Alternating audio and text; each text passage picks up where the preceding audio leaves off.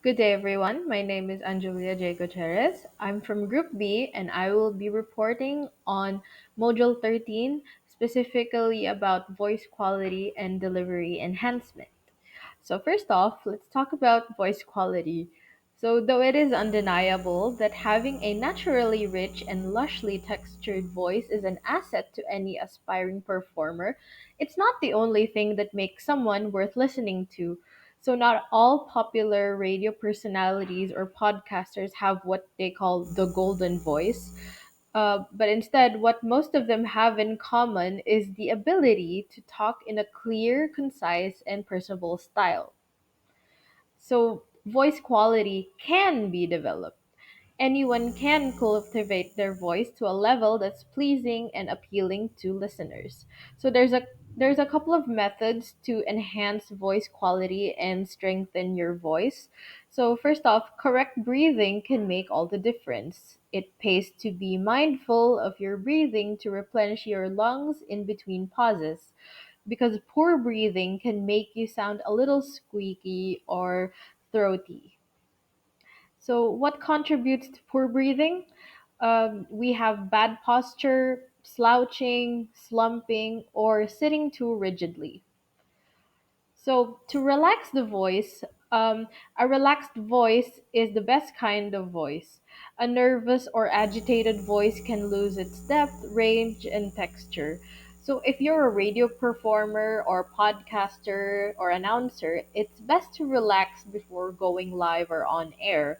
So, this can happen by doing stretching and breathing exercises that can help loosen your muscles around your neck, jaw, and around your voice box. Articulation. So, no matter how good your radio speech is, your listeners won't get the full message if you do not enunciate or articulate your words properly. So, your words must be effectively formed by your tongue, lips, and jaw. Unclear speech happens when you do not use your mouth and jaw muscles properly. So, this means that you have to maximize your jaw muscles so that you can be able to say your words as clearly as possible.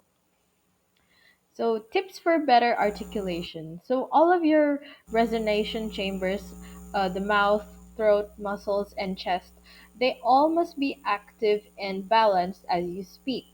So, also remember to avoid mumbling or slurring your words. So, practice is the best way to improve your articulation and pronunciation. You can try to record your voice and listen to it, and this will help identify what needs to be improved or which words or speeches should you pronounce or enunciate better.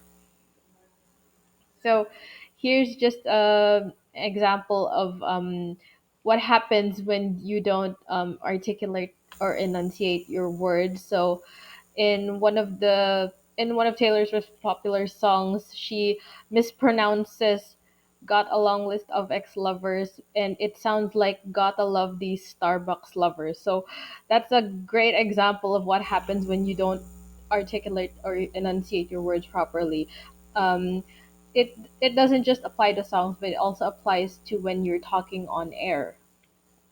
So next we have inflection. So as a radio talent or announcer, you can level up your performance by varying your tone and pitch. So moving your voice pitch from low to high or vice versa will better convey color and emotion. So you wouldn't want to sound monotonous all throughout your speech, especially when you're being an announcer at a sports game or um, or hosting a really lively event. You wouldn't want to sound monotonous and neutral and monotonous and gloomy about it. You would want to be more animated and sound more fun. So, but also don't try not to exaggerate as it could make you sound pretentious or potentially give off the wrong message. So, it pays to um, know your audience and also know what kind of event you're supposed to speak in because your inflection must match the vibe or the energy of the room. So next we have accents. Radio and TV management, they tend to seek talents who are free of regional accents or those with neutral accents, unless they specifically need someone to portray an ethnic identity or a certain type of character. But this doesn't mean that having a natural regional accent will hinder you from being successful as a broadcaster.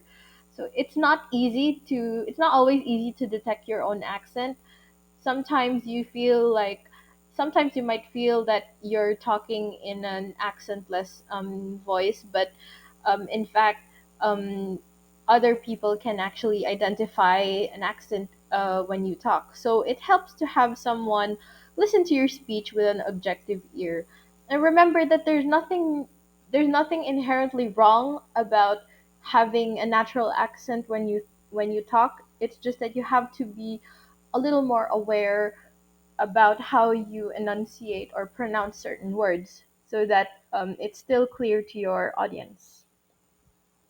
So, what contributes to incorrect pronunciation? So, it's poor articulation of word parts and lack of familiarity with a word or a name. So, this happens more often than we think, and there's nothing really wrong with this as long um, as long as we consult with the right people and we do not guess. So the tip here is Um, don't simply guess when you're not aware of how to pronounce a certain word or even someone's name. So, radio and media personalities are often considered as role models for good speech, so this becomes one's responsibility to possess correct grammar and correct pronunciation.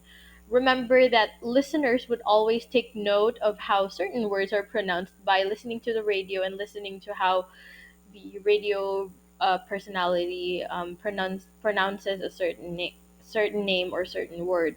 So, with this, please always avoid a lazy mouth and slurring your words. So, when encountering unfamiliar words, try to do your research first or consult with a knowledgeable person as to not send the wrong message or pronounce the wrong words. So, in conclusion, a mark of a good radio host or announcer is how clearly they speak. The delivery of your speech and content is just as important as the message itself.